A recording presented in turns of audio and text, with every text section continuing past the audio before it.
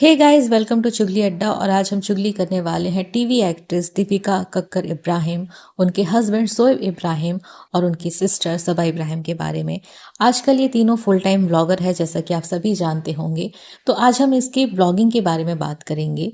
अभी कुछ समय से ये सभी अपने गांव मौदहा जाने की होड़ में लगे हुए हैं। हर कोई मौदहा जा रहा है और हमें ये दिखाया जा रहा है कि उनकी फैमिली में कोई शादी है जिसे वो अटेंड करने जा रहे हैं। सबा और शोएब के ब्लॉग में तो हमने फिर भी देखा कि वो दोनों शादी अटेंड कर रहे थे, लेकिन दीपिका जब गांव जाती है तब तक उनकी शादी कंप्लीट हो चुकी होती है। तो इस समय वो गांव क्या करने जाती है? ऐसा भी नहीं है कि उनका इस समय गांव जाना बहुत ज़रूरी है, क्योंकि अगर वो शादी के लिए जा रही होती तो शादी के समय जाती, लेकिन शादी के बाद क्यों गई? कहीं ना कहीं बहुत सारे लोगों का ये कहना है, लोग कमेंट कर रहे हैं कि जो शोएब इब्राहिम के खाला की जो बेटी है रीज़ा, जो उनके साथ रहती है, शायद उसकी शादी होने वाली है। उनके घर वालों ने उनका रिश्ता तय कर दिया है। और इस बारे में थोड़ा बहुत शक भी इसलिए ज़्यादा है क्योंकि जो रीज़ा के फादर हैं वो सऊदी में काम करते हैं, वहाँ रहते हैं। और सबा ने अपने ब्लॉग में एक बार कहा था कि अब खालू चले गए हैं तो 3 साल के बाद ही आएंगे, लेकिन उन्हें अचानक से अभी आना क्यों पड़ रहा है? क्योंकि कुछ दिन पहले ही शबा ने अपने ब्लॉग में मेंशन किया था कि उनके खालू भी वापस आ रहे हैं। तो ऐसा क्या हो रहा है कि ये सभी अचानक से उठकर मौदहा चले गए और फिर उनके खालू भी जो 3 साल के बाद आने वाले थे वो अभी आ रहे हैं? क्या ये बात सच है कि रीज़ा की शादी होने वाली है? वैसे रीज़ा कोई बच्ची नहीं है, वो मे बी 19 या 20 साल की है, शायद उससे ज़्यादा भी होगी, लेकिन कम की नहीं है।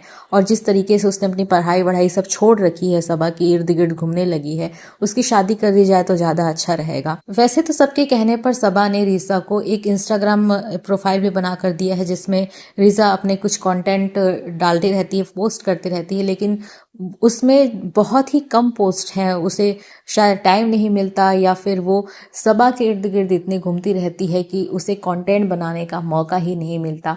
तो शायद अगर वो शादी कर लेगी तो उसे उतना खाली टाइम मिल जाएगा कि वो अपने करियर पर ध्यान दे सके। उसने अपने पढ़ाई पर तो ध्यान नहीं दिया, बट आई होप कि वो अपने करियर पर ध्यान दे सके। अगर हम बात करें इन सब के ब्लॉग्स की, तो इन सभी के जो रिसेंटली ब्लॉग्स आए हैं उसमें कुछ ना कुछ ऐसी प्रॉब्लमेटिक चीज़ें हैं जिस पर बात करने के लिए मुझे मजबूर कर दिया है। अगर हम सबा इब्राहिम की बात करें तो सबा इब्राहिम के जो लेटेस्ट जो व्लॉग आया है उसमें आपने देखा होगा कि पहली चीज़ तो वो एक शादी में जहाँ गए हैं वहाँ पर वो लोग खुद सेलिब्रिटी लग रहे हैं। मतलब आप किसी के शादी में गए हो, शादी के दिन जो मेन सेलिब्रिटी होना चाहिए, जिस पर लोगों का फोकस होना चाहिए, वो दूल्हा और दुल्हन होना चाहिए। लेकिन ये लोग इस तरीके से चले जा रहे हैं, लोग दूल्हा दुल्हन को छोड़ के बस इन्हें ही देख रहे हैं। शादी में जाके हर कोई अपना फ़ोन उठा के, कैमरा उठा के वीडियोस बनाता है, लेकिन एक होता है कि आप अपना ही कैमरा हाथ में लेकर वीडियो बना रहे हैं, उस पर लोग ध्यान नहीं देते हैं। लेकिन जब आप एक सेलिब्रिटी की तरह चल के कहीं से आ रहे हैं और कोई दूसरा इंसान आपका वीडियो बना रहा है तो सबकी नज़रें उस पर जाती है। वहाँ पर सबा भी थी और उनके हस्बैंड भी थे, जो कहीं ना कहीं वो भी व्लॉग्स अपने बनाते रहते हैं। उनके भाई थे शोएब इब्राहिम। तो इन सबको लोग देखे जा रहे थे, एक दरकिनार कर दिए थे दूल्हा और दुल्हन को, उनको तो कोई देख भी नहीं रहा था। इन सभी को लोग देख रहे थे जैसे कोई पता नहीं स्वर्ग से कोई अप्सरा उतर आई हो या कौन उतर आया है।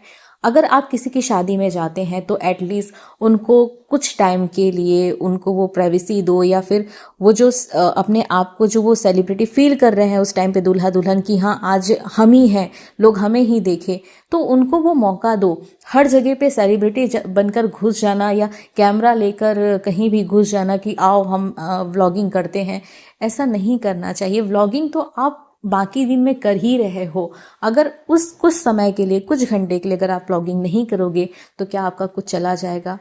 लेकिन ये लोग हमेशा ही ऐसा करते हैं। आप लोगों ने देखा होगा कि सबा इब्राहिम कुछ साल पहले अपनी सिस्टर इन लॉ की शादी में गई थी, वहां पर भी वो सेलिब्रिटी की तरह इधर उधर घूम रही थी। लोग दूल्हा दुल्हन को छोड़कर इसे ही देखे जा रहे थे। बॉडीगार्ड लेकर घूम रही थी मोहतरमा, जैसे पता नहीं कोई दीपिका पादुकोण हो या आलिया भट्ट हो। तो इस तरीके की हरकतें ये लोग करते रहते हैं, लाइमलाइट में बने रहते हैं। ऐसे जगह में भी जाकर जहाँ पर लाइमलाइट किसी और को बटोरना चाहिए, ये खुद सेलिब्रिटी बनकर वहां पहुंच जाते हैं। दूसरी तरफ सबा इब्राहिम के ही ब्लॉग में आपने देखा होगा कि जिस होटल रूम में वो रुके हुए थे कानपुर में, वहाँ का उन्होंने नुकसान कर दिया। होटल में एक टेबल था कांच वाला, जिसका कांच उनके हस्बैंड खालिद मियां ने तोड़ दिया। दरअसल वो मोमेंट ऐसा था कि सबा जो है सीढ़ी से उतर रही थी और उनके हस्बैंड उनका व्लॉग बना रहे थे, और उस दौरान उन्होंने नहीं देखा कि उनके पीछे एक टेबल रखा हुआ है, जिसकी वजह से वो उन पर जा टकराए और कांच टूट गया शायद। लेकिन उन्होंने कहा कि मैं इसका भरपाई कर दूंगा। आप तो उसका भरपाई कर दोगे, लेकिन उनका जो नुकसान हो गया है इस वक्त के लिए, किसी का नुकसान क्यों करना है? अगर कुछ टाइम के लिए आप व्लॉग नहीं बनाओगे, अपना फोकस चलने पर रखोगे कि मैं किस तरीके से कहाँ पर चल रहा हूँ, तो लोगों का नुकसान नहीं होगा ना। और ऐसा नहीं है कि पहली बार इन्होंने किसी का नुकसान किया, ये अपने व्लॉगिंग के चक्कर में किसी ना किसी का नुकसान करते ही रहते हैं। जहाँ भी पहुँच जाते हैं कुछ ना कुछ ऐसी हरकतें करते ही हैं कि लोग उनको 4 गालियाँ तो देते ही होंगे, भले ही व्लॉग में नहीं दिखाते। और बड़े ही अकड़ के कह रहे थे, अरे आपका जो भी नुकसान हुआ है मैं भर दूंगा। अरे भाई कैसे भरोगे? तुम्हारा नुकसान तो खुद तुम्हारी वाइफ भरती है। तुम्हारे पास भी वो भरपाई करने के लिए पहले तुम्हारी वाइफ के पास जाना पड़ेगा कि मुझे उसकी भरपाई करनी है, मुझे पैसे दो, तब जाके तुम किसी की भरपाई करोगे। और भरपाई तो तुम कर दोगे, लेकिन उस टाइम तक के लिए, जब तक वो कांच बनकर आएगा, वो टेबल का मरम्मत होगा, उस टाइम तक उस जगह तो खाली रहेगा ना, वो जगह खाली रहेगा जहां पर वो टेबल रखा हुआ था। उसका भरपाई कैसे करोगे? एक एस्थेटिक खराब हो जाएगा उस होटल रूम का, उसका भरपाई आप कैसे करोगे? क्या आप लोगों को हर जगह पे ब्लॉग बनाना ज़रूरी होता है? एक तरीका होता है कहीं पर ब्लॉग बनाने का। आप लोग तो बेशर्मों की तरह कहीं पर भी घुस जाते हैं अपना कैमरा लेकर।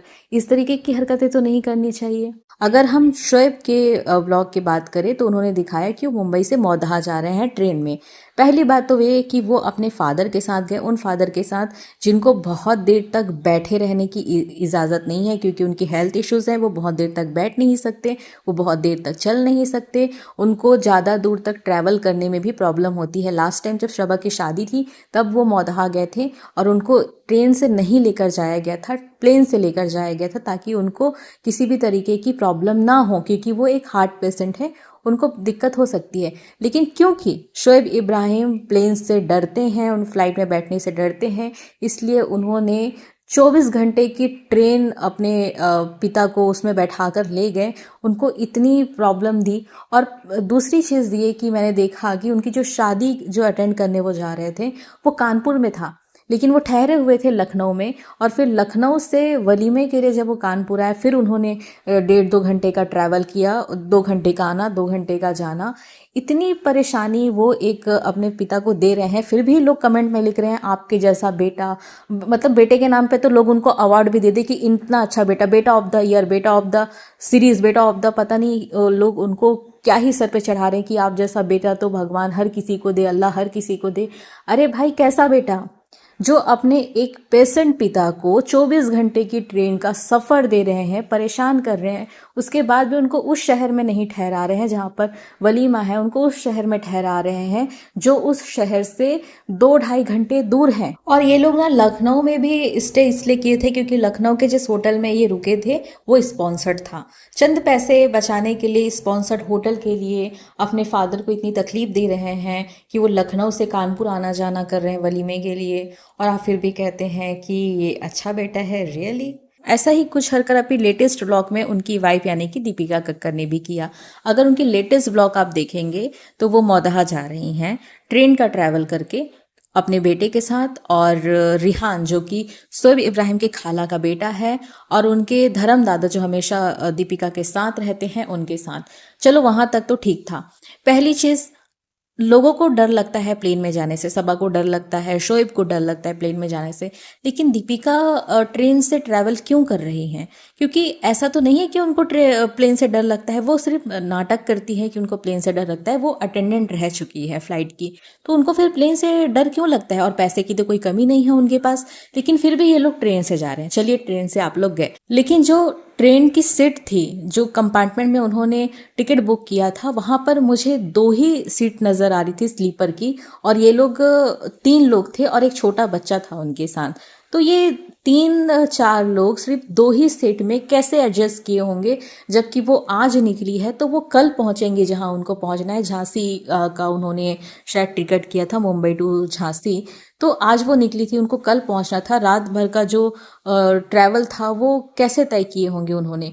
और एक चीज़ तो अगर आपने नोटिस किया होगा कि हर चीज़ वो ब्लॉग में दिखाते हैं कि अब हम ट्रेन में बैठ गए, अब हम खाना खा रहे हैं, अब हम सो रहे हैं। उसने ट्रेन में एक बार भी नहीं दिखाया कि वो खाना खा रहे हैं और सो रहे हैं, क्योंकि उनके पास सिर्फ 2 ही सीट थी। और वो जो धर्म दादा उनके साथ गए थे, वो बहुत देर तक खड़े थे ट्रेन के चलने के बाद भी। और फिर एक टाइम के बाद वो स्टूल में बैठ गए जो उस कंपार्टमेंट में रखा हुआ था बैठने के लिए, और जो लोगों के खाना वाना खाने के लिए एक स्टूल रखा होता है बैठने के लिए, उस पर वो बैठ गए। फिर रात का हमें दिखाया ही नहीं गया कि वो सो रहे हैं या नहीं, क्या कर रहे हैं, कैसे सो रहे हैं, नहीं दिखाया गया। शायद हो सकता है कि धर्म दादा को वो लोग नीचे ही लिटा दिए होंगे, क्योंकि सीट तो 2 ही थी स्लीपर। वरना वो लोग जो अपने हर एक एक छोटी चीज का व्लॉग बनाते हैं, क्या वो लोग इस चीज को व्लॉग में नहीं दिखा सकते थे कि वो रात में ट्रेन में किस तरीके से सो रहे हैं, कौन कहाँ सो रहा है, कौन क्या कर रहा है। उन्होंने ये सारा जो चीज है वो कट कर दिया व्लॉग से, क्योंकि वो दिखाना ही नहीं चाहते थे कि उन्होंने, क्या होता है ना कि वो लोग को जब कहीं जाना होता है ना, उन लोग जल्दबाजी में टिकट बुक करते हैं। अक्सर आपने देखा होगा, हमारी टिकट नहीं हो रही है, हमें ये वाली टिकट नहीं मिली, हमें वो वाली टिकट नहीं मिली, हमारे इस वाले ट्रेन की टिकट नहीं मिली, ऐसा वो करते ही रहते हैं। तो अचानक से वो लोग ट्रेन बुक करते हैं और जल्दबाजी में उनको अच्छे से सीट नहीं मिल पाती है।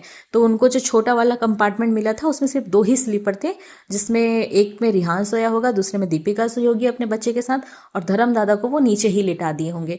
इसलिए वो पूरा सीन ही कट कर दिया गया है व्लॉगिंग से। अब देखना ये है कि ये सारे लोग मौदहा क्यों गए हैं, क्या जो लोगों की बातें हैं कि रीज़ा की शादी होने वाली, क्या वो सच है? क्योंकि इस तरीके की अफवाह शबा के टाइम पे भी उड़ी थी।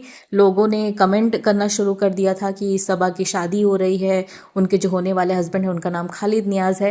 लेकिन लोगों ने उस पर ध्यान नहीं दिया, लेकिन बाद में ये बात सच भी हुई थी। तो हो सकता है कुछ जानने वाले लोगों ने जो कमेंट कर रहे हैं उनकी बात सच निकल जाए। आने वाले ब्लॉग में पता चलेगा कि अचानक से जो दीपिका कक्कर है, जो सबा का जब फर्स्ट मैरिज एनिवर्सरी था तब भी ये लोग नहीं गए थे मौदहा, और शादी के बाद, शबा की शादी के बाद ये लोग नहीं गए हैं बहुत सारी चीज़ों में मौदहा, जहाँ पर उनको जाना चाहिए। तो अचानक से ऐसा क्या हुआ कि ये सब उठकर चले गए हैं। और आपने एक चीज़ और नोटिस किया होगा कि जब भी सबा जाती है ना मुंबई से मौदहा, तो बीच में भोपाल पड़ता है। तो चाहे आधी रात का भी समय रहे, तो भोपाल में जो उनकी खाला रहती है ना, वो कुछ ना कुछ सामान लेकर अपने बच्चे और अपने पति के साथ पहुंच जाती है उन लोगों से मिलने, चाहे वो आधी रात का भी समय क्यों ना रहे।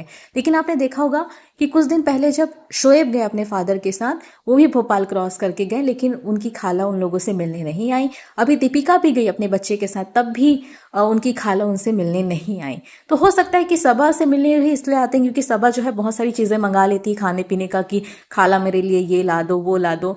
तो शायद वो देने के लिए आते हैं, तो मिल भी लेते हैं। और दीपिका और शोएब कुछ चीज़ें नहीं मंगाते होंगे ऐसा वैसा, किसी को आधी रात को क्यों परेशान करना, इसलिए तो शायद इसलिए वो नहीं मिलने आए। या फिर हो सकता है कि ये सब उठकर जो मौदहा गए हैं, तो उनकी जो खाला है जो भोपाल में रहती, शायद वो भी मौदहा आने वाली होंगी, इसलिए इनसे मिलने नहीं आई ट्रेन में।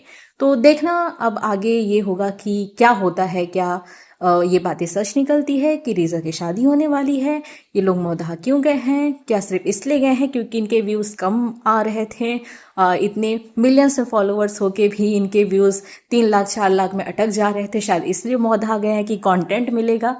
क्या होगा ये तो नहीं पता। खैर, आज के पॉडकास्ट में बस इतना ही, हम मिलते हैं अगले पॉडकास्ट में। Till then do like and subscribe to my channel. Thanks for watching.